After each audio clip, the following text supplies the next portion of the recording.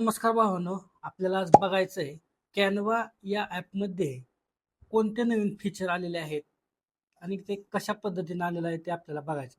बघा, पहिल्यांदा हे असं फीचर नव्हतं मित्रांनो, हे वेगळंच होतं.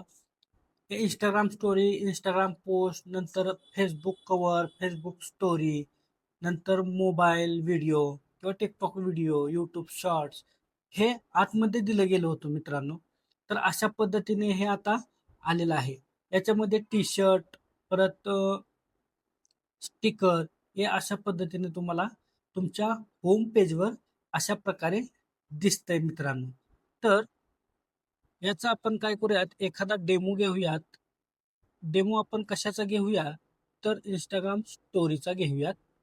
तर इंस्टाग्राम स्टोरीमध्ये आल्यानंतर अशा प्रकारचा तुम्हाला इथं काय दिसणार आहे, इंटरफेस दिसणार आहे.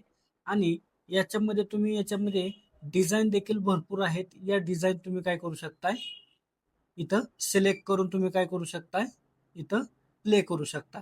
तर अशा पद्धतीने तुमचा काय होऊन जातो इथं, तर डिझाईन होऊन जातं.